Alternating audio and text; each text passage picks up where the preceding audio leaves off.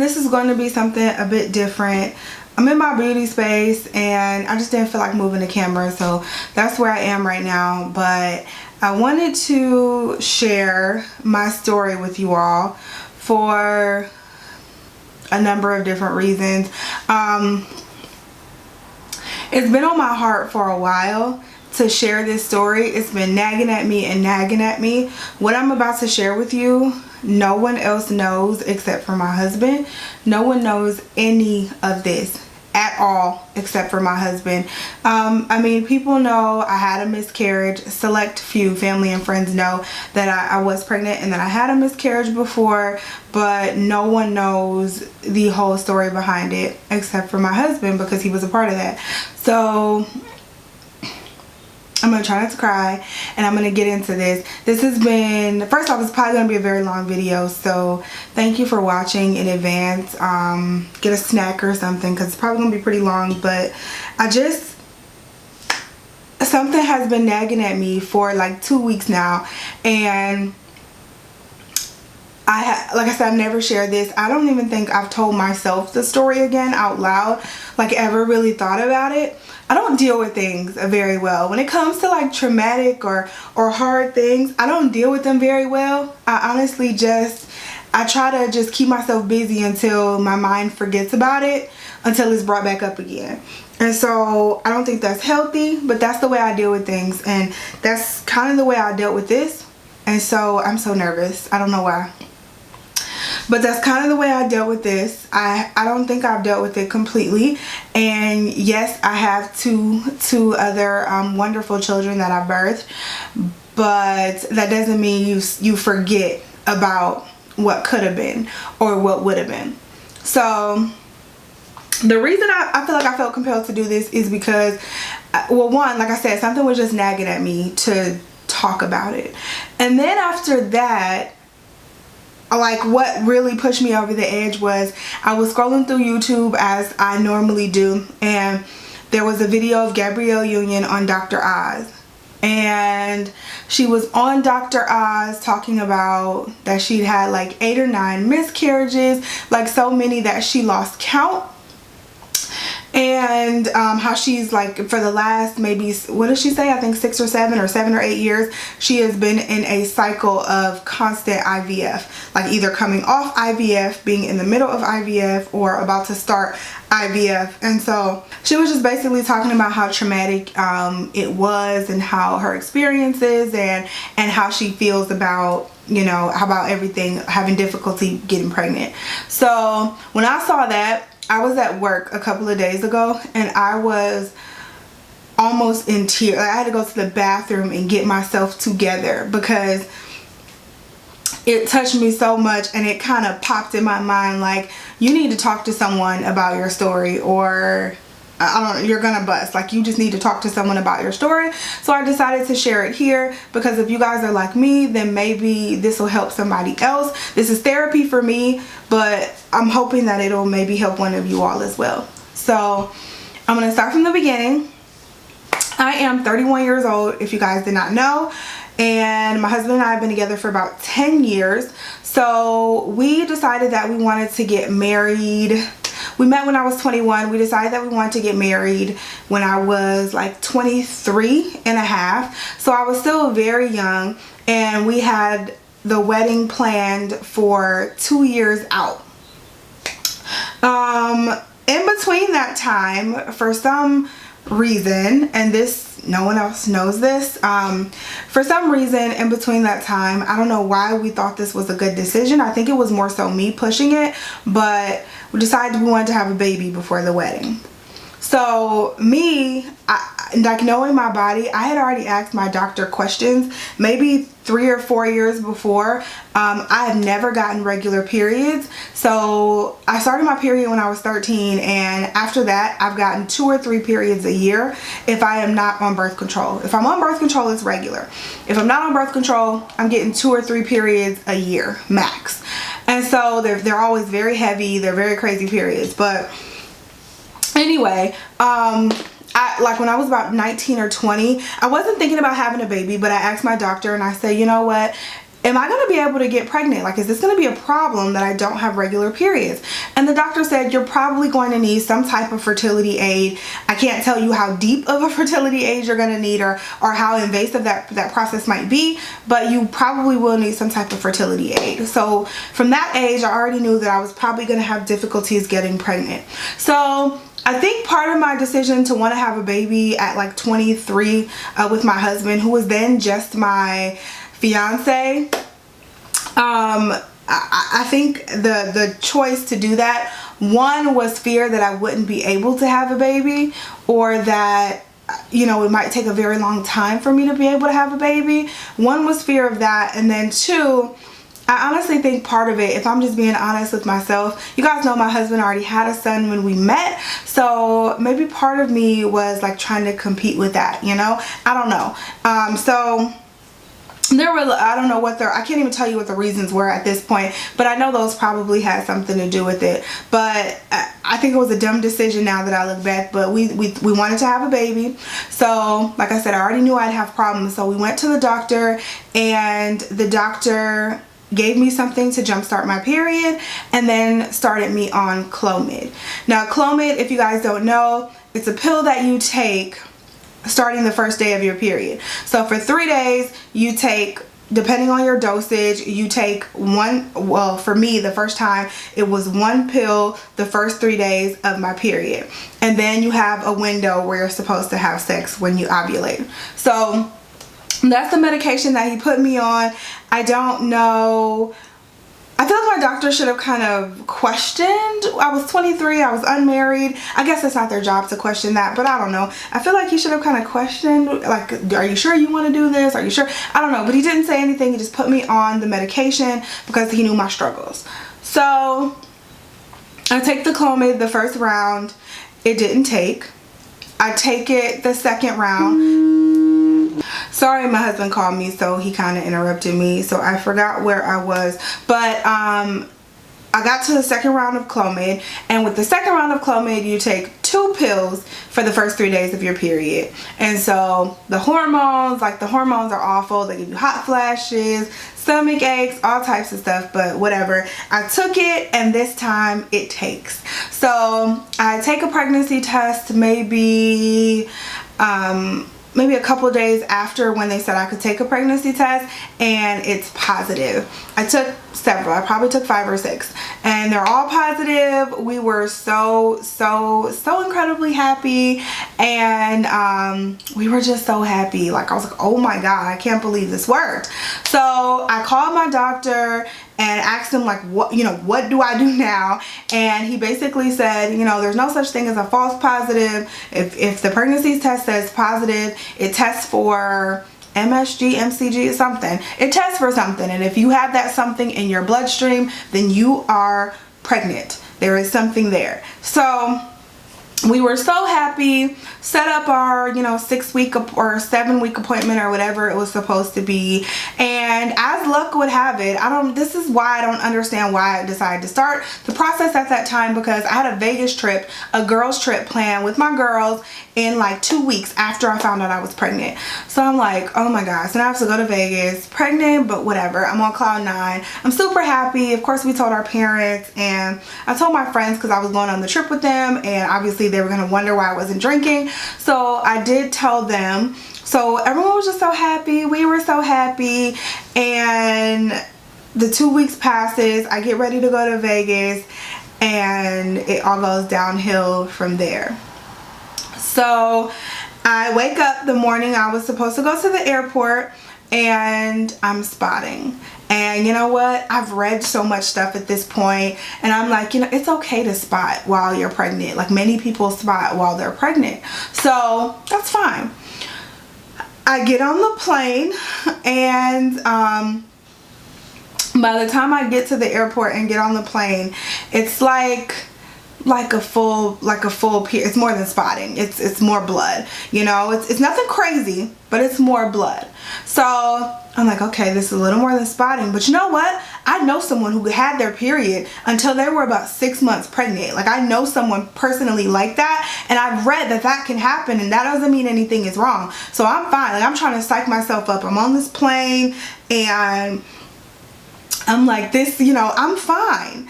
And so by the time I get off the plane, it is like,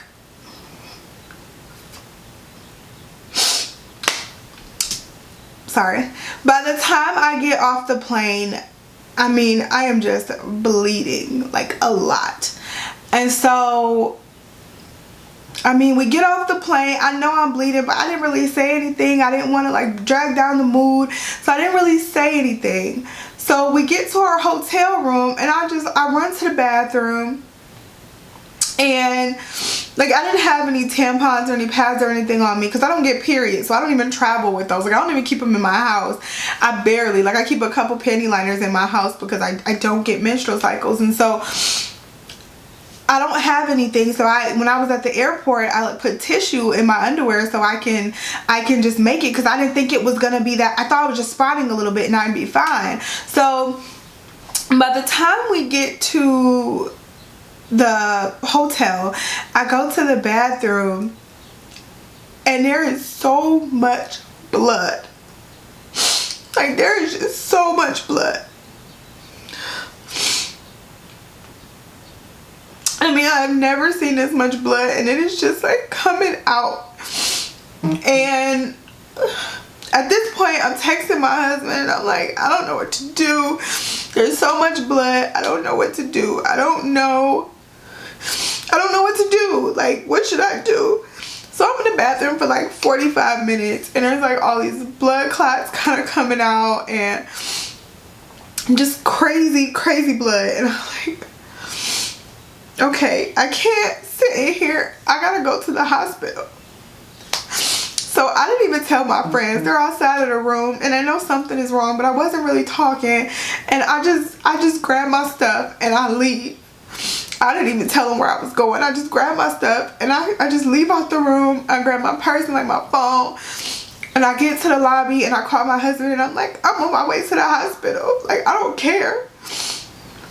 And he's like, wait, what? And I'm like, I'm bleeding like crazy. I don't know what else to do. I don't know. Like, I'm just on my way to the hospital. And he kind of talked me off the ledge. And he's like, look, don't go to the hospital. If it's what you think it is, then there's nothing we can do about it but let it pass. If there's nothing wrong, there's nothing wrong. And you're worrying for nothing. And so we talked about it for a minute. And he talked me out of going to the hospital. So I go back upstairs. I'm still bleeding. I talked to my doctor, and I mean, the nurse pretty much said the same thing. Like, if you're miscarrying, you're miscarrying. And there's nothing a doctor can do. There's no need for you to go and ruin your trip. So I stayed, and that was the most miserable 4 days of my life.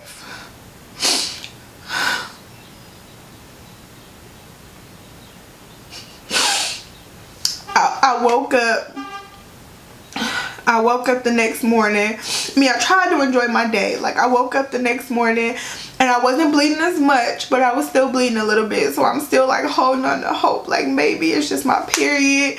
Maybe I'm just getting a period. I do get really heavy periods. So maybe that's just what it was. And I'm still trying to hold on to hope. And I mean, in the back of my mind, I knew, but I was just holding on to something. And so I woke up the next morning, the second day we were there, and I called the doctor and I said, what do I do?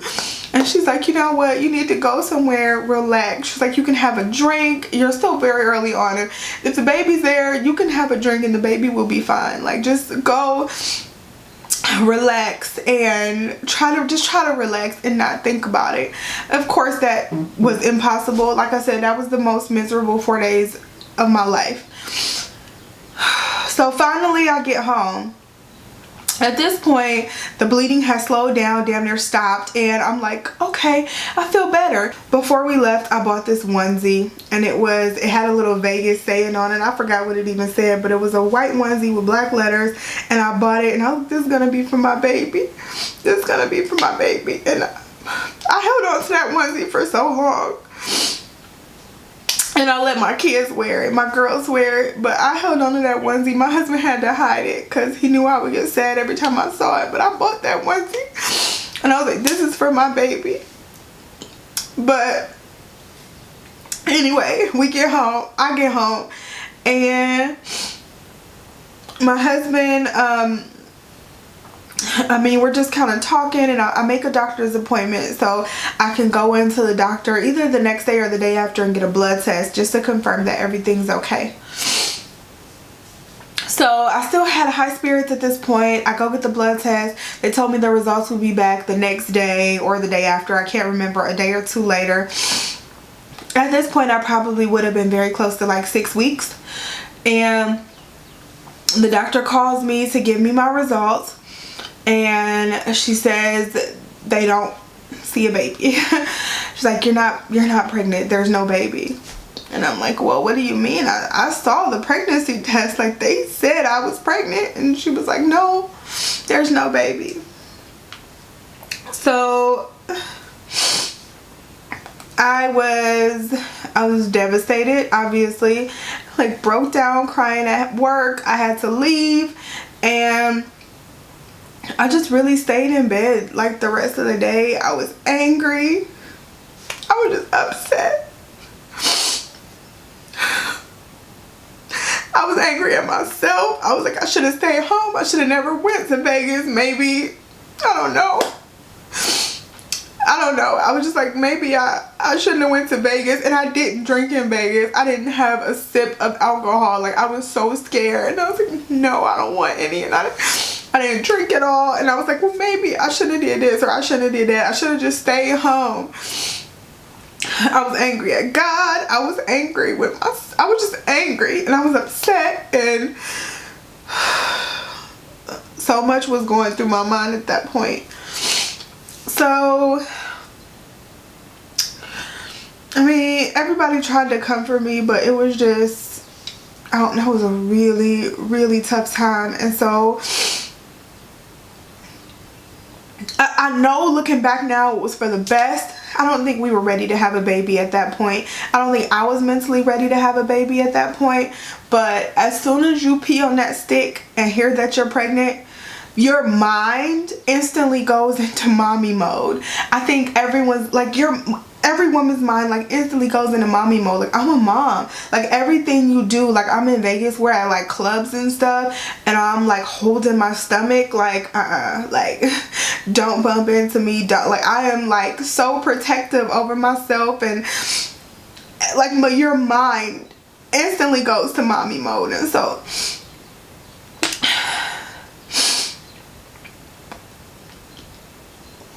I just remember, I think I only cried about it once, besides now. I cried twice. I cried the day it happened, and I went to church that Sunday. I just remember standing there, and I think the pastor was praying for people. Nobody knew anything at this point except for my parents. And so I'm just standing there, and I think the pastor was praying for people. It was like altar call time or something, and I must have been looking,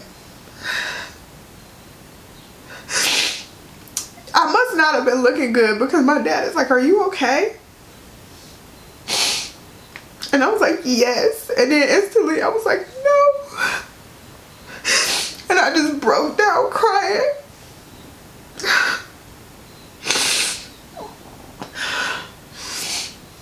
I just broke down crying. And I just, oh my God, that was rough. But I mean, I tell that story because even though I was angry for a minute, I looked back at that, and even though I would never wish this on anybody, I feel like I was able to keep my faith, and I was able to see that God was protecting me. Like, I don't know how. Actually, I do know how. Like I said, I don't think me and my husband were ready for a baby at that time. I don't think I was ready for a baby at that time. And so God was protecting us from our decisions. I truly believe that. And he was waiting on the right time to give us what we needed. And for those women out there who are trying to conceive and can't conceive, or having miscarriages or whatever the case, just remember that God is protecting you from something. God is protecting you from something, and you have to hold on to that. Like, you have to. I don't know what it is. I don't know what you could be going through. Maybe you can't conceive because your purpose in life is to help someone else. It's to help a baby that's sitting in foster care, or a kid that's gonna be put up for adoption, or a kid that's been abused, or maybe your job is to be a blessing to someone else in that way. Maybe that's why you can't conceive your own biological child, and there's nothing wrong with that. So obviously, like I said, obviously you guys know I have 2 beautiful, healthy babies, and my husband and I say all the time, like, we feel like the reason we had the second one so quick was because that's God giving us back our baby, saying, you guys weren't ready then, but you're ready now. And that was God giving us back our baby. Mariah is God saying, here's the baby back that you didn't have 7 years ago now. I try to hold on to that. And oh my gosh, I already feel so much better. I already feel so much better, you guys. I hope this was helpful to somebody. I hope this was helpful to somebody. Like, but I truly try to believe that this was, Mariah is my baby that God said we weren't ready for. That is why she came so quickly after Morgan. You guys know I have Irish twins. If you want to hear that story, I can totally do that story for you another day. But I have Irish twins, so Mariah was that baby. And I'm thankful that God allows you to get out of your own way, and he helps you out a little bit. As painful as it might feel then, and as painful as it still is sometimes to think about, maybe that story just helped one of you, and I hope it did. But I think that's it. I think this video is long enough, so I think that's it. Thank you guys for sticking in there with me and watching this video. This was very therapeutic. Thank you. And that's it. That's all I got for today. I hope I didn't depress you too much. And I hope you just take away, like I said, my lesson in all of this, which is really that everything happens for a reason. Everything happens for a reason. So remember that. If it's not a miscarriage, if it's a death in the family, if it's whatever it is, you lose your job, everything happens for a reason. Remember that. I love you guys. Bye.